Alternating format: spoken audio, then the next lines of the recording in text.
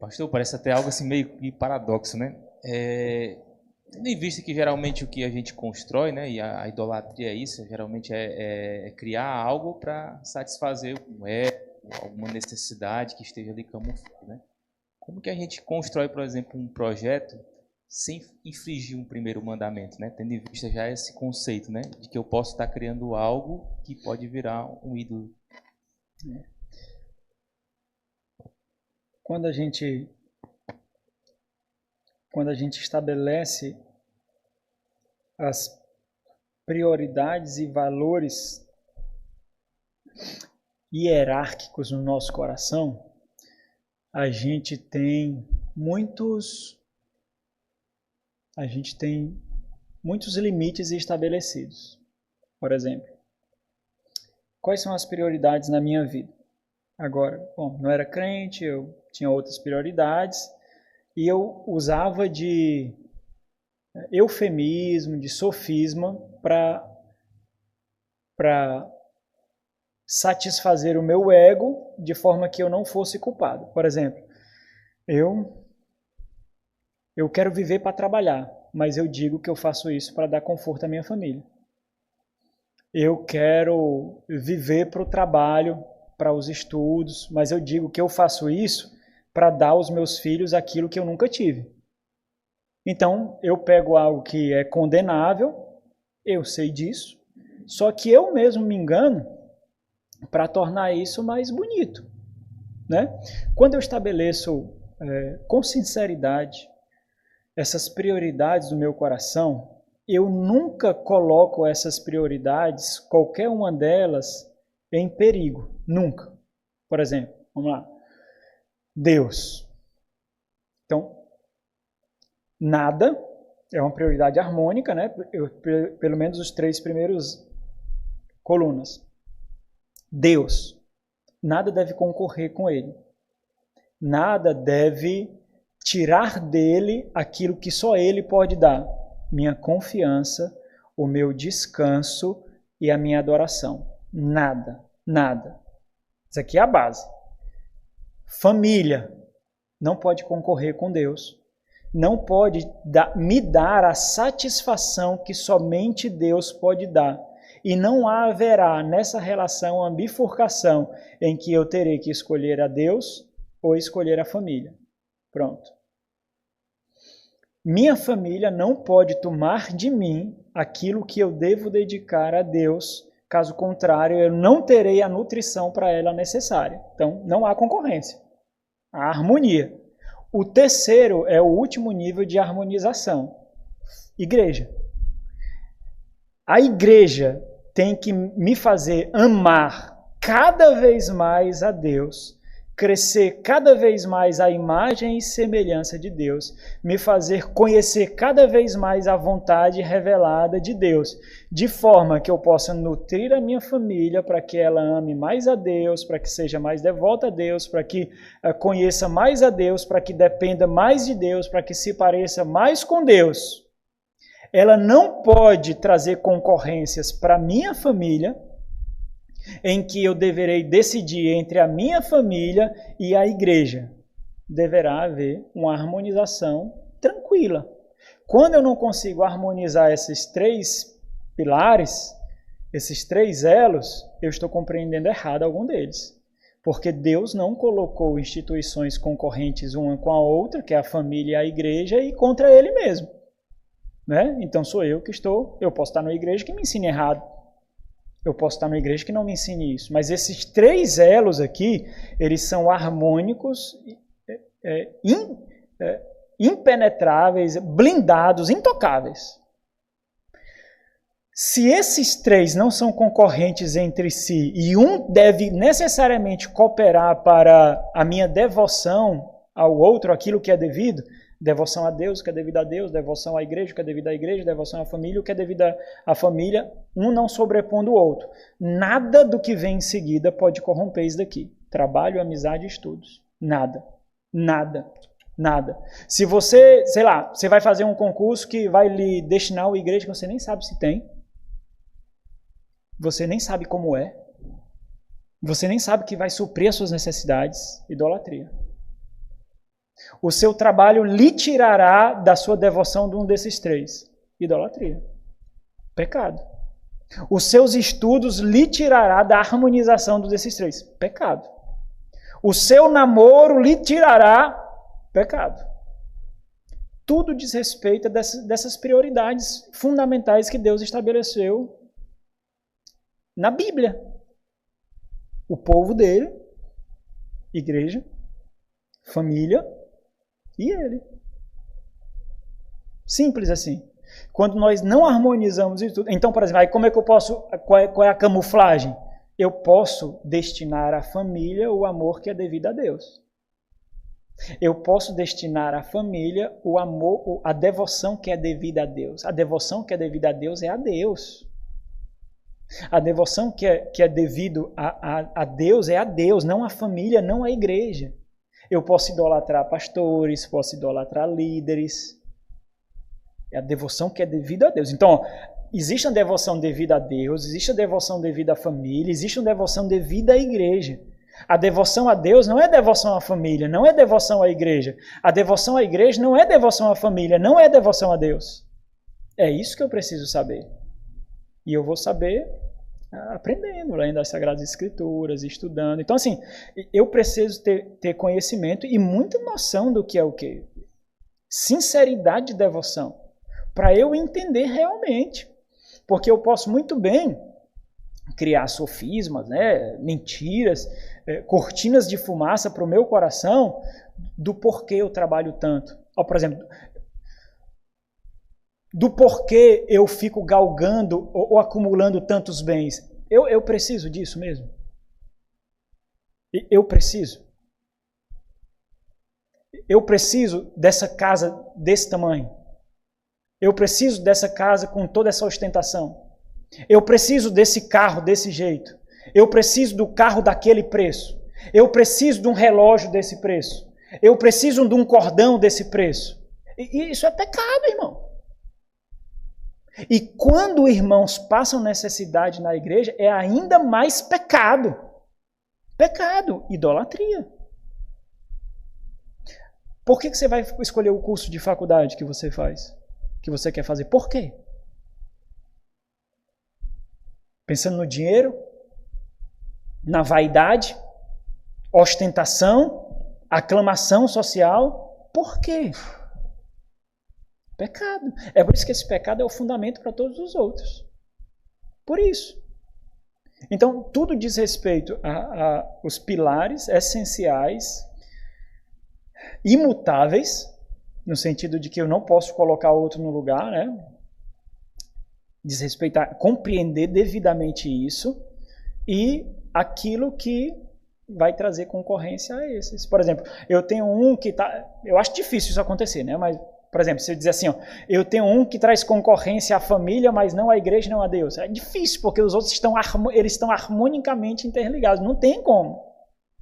Porque se um trazer concorrência, por exemplo, à igreja, necessariamente a sua família encontrará deficiências por falta de nutrição, comunhão, adoração, que trará também uma concorrência ao próprio Deus pela corrupção do relacionamento. É por isso que eles estão interligados. Só que o que é devido a um não é devido ao outro. Vocês estão entendendo? Está entendendo, Tiago? Então, tudo diz respeito a essas prioridades hierárquicas e harmônicas estabelecidas por Deus. Nós poderíamos citar essas 5, não somente, ó, que é, eu vou citar na ordem que está no meu coração, desde quando eu me converti, mesmo sem ser ensinado sobre isso. Deus, família, igreja, amigos, trabalho. Pronto. Como isso se harmoniza? Eu não preciso qualificar amigos aqui não, né, irmãos? Eu acho que não precisa não, a gente é crente, né? Pronto. Para mim, vem antes do trabalho. Né? Então, como estão essas 3 aqui? Essas 5, né? Sendo que as 3 são as harmônicas, insubstituíveis e tal, e assim por diante, né? Elas constroem os 3 pilares sobre os quais as demais ficarão sobre elas. Aí você pode colocar entretenimento, cuidado do corpo, porque pode ser que se essas 3 aqui podem exigir de você um corpo não saudável. Não é porque você é glutão. Não é porque você é preguiçoso. É porque isso já suga de você o tempo de exercício. Por exemplo, vou dizer, é muito difícil o pastor fazer dieta, sabia? Sabe o que é difícil, irmãos? Por exemplo, eu vou visitar você. Você acha que eu não vou comer o que você me dá? Imagine aí. Todo final do ano a gente engorda na visita pastoral. Não dá, imagine. Aí, por exemplo, o irmão me dá uma coisa, eu não vou comer. Eu sei que aquilo ali foi carinho, não é só comida não, irmão. Imagine, a pessoa fez uma coisa pensando na minha família. Eu vou pensar nos quilos, sério? Eu vou pensar no refluxo? Não vou. Não vou mesmo. Dura mais, né? Dura mais tempo mesmo. Mês passado tinha panetone lá em casa ainda. A gente ganhou no final do ano. No final do ano ganhou panetone. No final do ano. Uns pedacinhos assim. Nem sei. O escorbicho fica bom porque faz com tanto produto químico, meu irmão, que não fica ruim, não. Mas Aí você vai visitar alguém e assim, rapaz, o pastor não comeu aqui porque a comida não é tão chique, não é tão... Não dá, irmãos. Às vezes, ter uma vida piedosa significa não ter uma vida saudável. Às vezes, ter uma vida piedosa significa ter pouco descanso. Porque, sei lá, você vai ter que fazer exercício lá 11 horas da noite. Vocês estão entendendo? Agora, se eu sei que isso é prioridade, o que vem acima disso não tem valor suficiente para destronar esses pontos aqui. Não tem peso suficiente para eu não me dedicar a isso. Não tem. O peso máximo é esses três: Deus, família e igreja. Então, tudo que vem depois disso, ele pode ser sacrificado, ele pode ser usado para que esses três sejam prevalecidos. O que é que as pessoas fazem? Observe se as pessoas não corrompem justamente um desses três. Seja em relação ao corpo, seja em relação à saúde, seja em relação ao trabalho, seja em relação aos estudos, seja em relação a namoro, seja em relação à amizade. É esses. Agora, se você tem isso, e isso resolve, meu irmão, sei lá, tomando decisões segundo a vontade de Deus. Como é que você toma? Só tem esses três aqui. Você não precisa orar para Deus lhe revelar, não. No trabalho, na escola, nas amizades, é só ter esses três aqui muito bem solidificados. Você resolve tudo.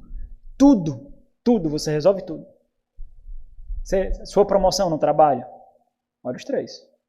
É promoção? Pode ser uma promoção cujo supervisor é Satanás, está lhe dando a sua promoção.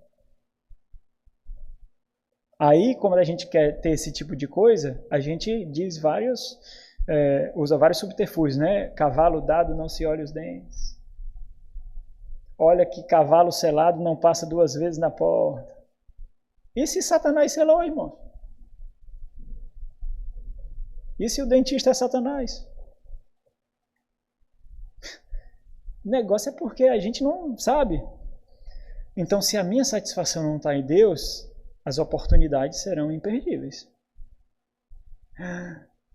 Concurso? Não vou, de jeito nenhum. Nunca vou pedir exoneração. Você é doido? Nunca. Um concurso, meu irmão. Você está pensando o quê? Mas você parou para pensar, a gente refletiu sobre isso, né? As pessoas mudam de cidade por causa de concurso, mas não mudam por causa de igreja. Agora, se você perguntar para elas o que é mais importante, o concurso ou a igreja, o trabalho ou a igreja, elas vão dizer o quê? Hipócritas. Não é não? Hipócritas. Mudam por causa do concurso para uma cidade que nem conhece, não tem parente, não tem amigos, não tem família, não sabe nem qual é a igreja, ou se vai ficar em alguma igreja, mas não muda por causa da igreja. O que é que as pessoas deviam fazer? Tudo vir embora para a Rússia, de Fortaleza, de São Paulo, tudo para a Rússia. Tudinho. Uma igreja fiel! Mas não fazem. Um bocado de gente entra em contato comigo. Entendeu? Pastor, vocês não tem projeto para plantar uma igreja aqui e tal, no estado e tal, não sei o quê. Muda, meu irmão. É só mudar. Mas se fosse um concurso, não mudava, não? Muda. Agora também não vem querer que a igreja sustente, não. Se vira. Se vira aí. Vocês estão entendendo? Esse é o ponto. Tem coisas que pra gente é tão básica assim, irmãos, de reflexão, mas a gente não considera. Essa da mudança do concurso, as pessoas mudam para fazer uma faculdade, irmãos. Agora, se você perguntar para ela o que é mais importante, ela vai dizer que é o quê? Igreja. Não vai não? Quem é que vai dizer que não é? Vai, hipócrita, hipócrita, hipócrita. É mentira. Daí você já se arrebentou, porque você não foi leal com você. Então, essa reflexão, como é que a gente guarda?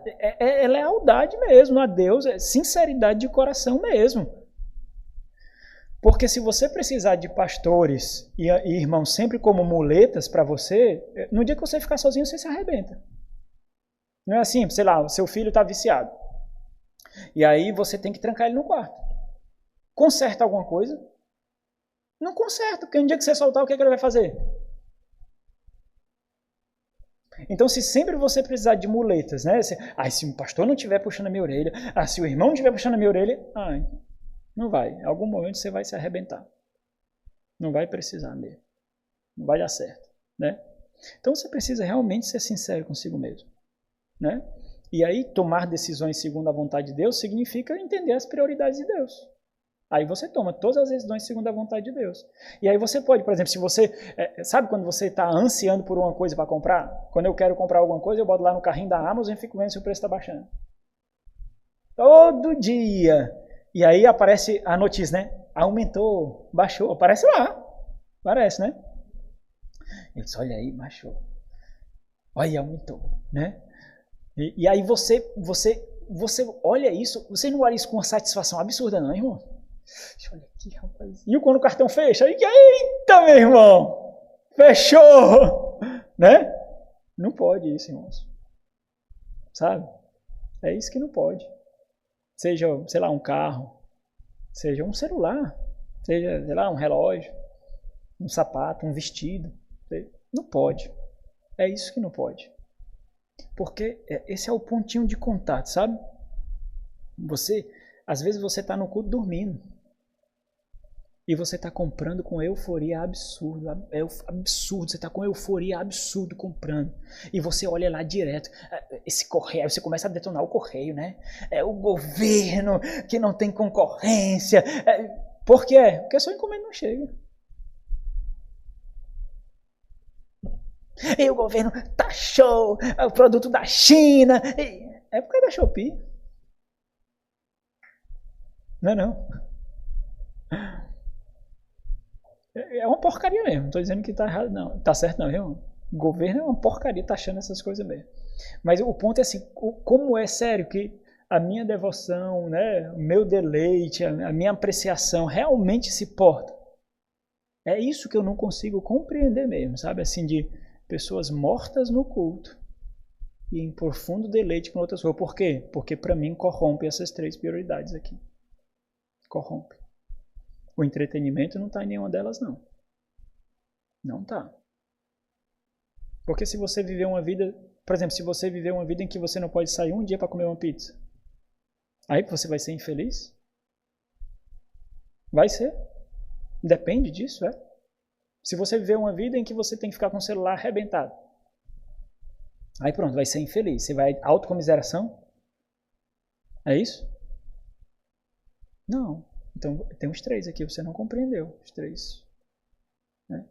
Não compreendeu. Então, diz respeito a isso, sabe? Sinceridade mesmo, diante de Deus, Salmo 139, diante de Deus, absurda sinceridade diante de Deus, ciente desses três pilares, desses elos. Você vai saber direitinho o passo a passo de tomar decisões segundo a vontade de Deus. Porque tudo diz respeito às prioridades dele, não às suas prioridades, né?